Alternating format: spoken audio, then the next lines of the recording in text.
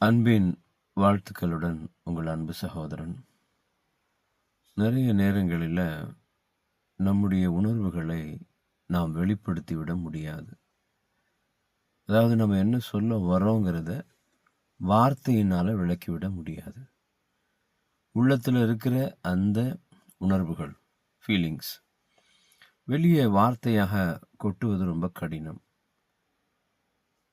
நம்முடைய உள்ளத்தை அறிந்தவர்கள், அவர்களால் மாத்திரமே நம்முடைய உணர்வுகளை புரிந்து கொள்ள முடியும். மத்தேயு 6ஆம் அதிகாரம் 8வது வசனத்தில் கர்த்தராகிய இயேசு கிறிஸ்து இப்படியாக சொல்லுகிறார், நீங்கள் வேண்டிக் கொள்வதற்கு முன்னமே உங்களுக்கு இன்னது தேவை என்பதை உங்கள் பரமபிதா அறிந்திருக்கிறார். ஆம், நம்முடைய பிதாவாகிய தேவன் நாம் வேண்டுவதற்கு முன்னமே நாம் இன்னதை கேட்கப் போகிறோம், எதை கேட்க போகிறோன்னு அவருக்கு தெரியுமாம்மா. எப்படி அவருக்கு தெரியும்? இந்த உலகத்தில் நெருங்கி, அதாவது நம்மோடு கூட ரொம்ப க்ளோஸாக இருக்கிறவங்களுக்கு நம்ம என்ன சொல்ல போகிறோன்னு தெரிஞ்சிடும். அடுத்தது நீ தானே சொல்ல வர அப்படிம்பாங்க.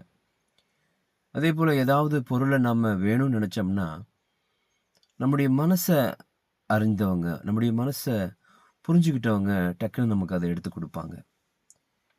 அப்படித்தான் நம்முடைய பிதாவாகிய தேவனும் நம்மை ஆராய்ந்து அறிந்திருக்கிறார்.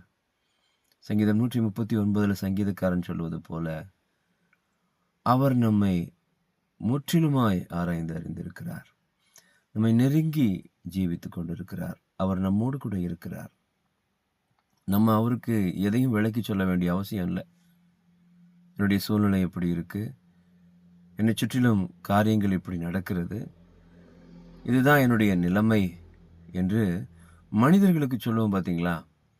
மனிதர்களுக்கு சொன்னால் கூட மனிதர்கள் புரிந்து கொள்வது கடினம். ஆனால் நம்முடைய தேவன் நம்ம விளக்கி சொல்கிறதுக்கு முன்னாடியே நம்ம எந்த நிலையில் இருக்கிறோம் அப்படிங்கிறத அவர் புரிஞ்சுக்குவார். அப்படி என்றால் இந்த வசனம் நம்ம எவ்வளவாய் உற்சாகப்படுத்த வேண்டும், அல்லது நமக்கு எவ்வளவாய் சமாதானத்தை தர வேண்டும் இல்லையா? கேட்கிறவர் அவர், ஜெபத்தை கேட்கிற தேவன். அவருடைய செவிகள் எப்போதும் திறந்தே இருக்கிறது நம்முடைய ஜெபத்திற்கு. நம்ம நம்பிக்கையோடு அவர் இடத்துல போய் நின்னா போதும். புரியாதவர் அல்ல, புரிந்து கொள்ள முடியாதவரும் அல்ல, எல்லாவற்றையும் அறிந்தவர். நம்முடைய இருதயத்தை, உள்ளந்தரியங்களை அவர் ஆராய்ந்து அறிந்திருக்கிறார்.